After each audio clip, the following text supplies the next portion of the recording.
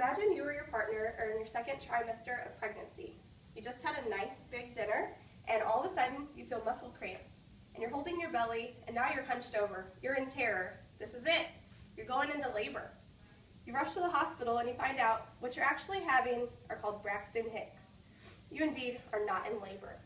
So today I'm going to demonstrate what happens to those muscles of the uterus during both Braxton Hicks and true labor. It's actually quite incredible how our body is able to adapt to create a tiny human. In this demonstration, I will be using a balloon to symbolize the uterus and a ping pong ball to symbolize the baby. You should walk away from this demonstration with a better idea of how contractions work and the importance of them in the progression of labor. I got this idea from a childbirth educator on passionforbirth.com. So first, I have to stretch the balloon out to get the ping pong ball inside of it. It's kind of a task. And if you do not get the ball all the way in, it will shoot out. And you'll have to start all over. So once we do that successfully, perfect. We have to blow the balloon up just about halfway. That's also difficult to do. So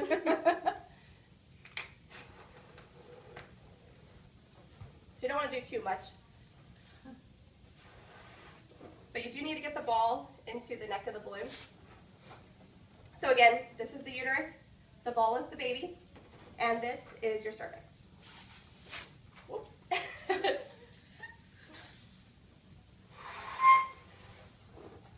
Okay, so during Braxton Hicks, the contractions actually come at the side of the uterus. So as you're feeling the cramps, there's no changes in the cervix. It's not getting thin, it's not getting shortened, and that's actually what progresses you throughout labor. So as you can see, no changes, but you still will feel that pain. It's pretty neat. But then during true labor, the contractions are actually lengthening the muscles in the uterus.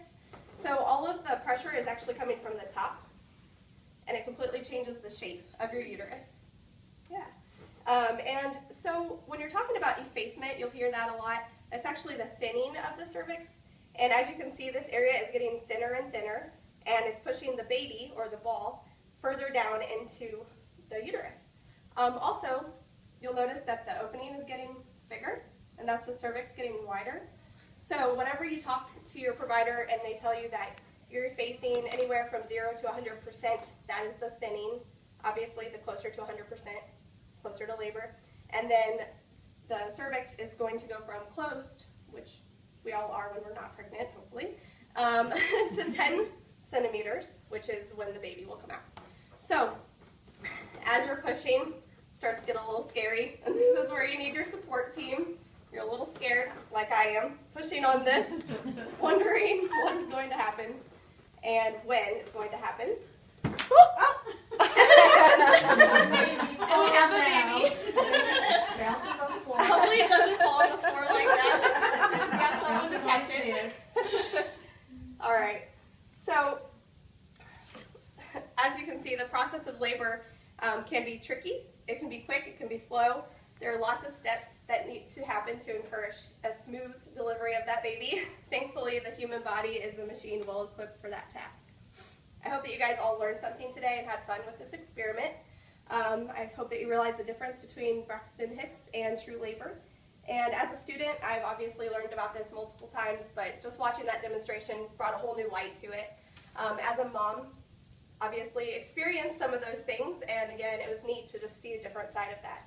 And then as a healthcare provider, I felt that it was fun and educational way to explain labor to people. I encourage you guys to show this to your friends, your children, and your peers. Thank you.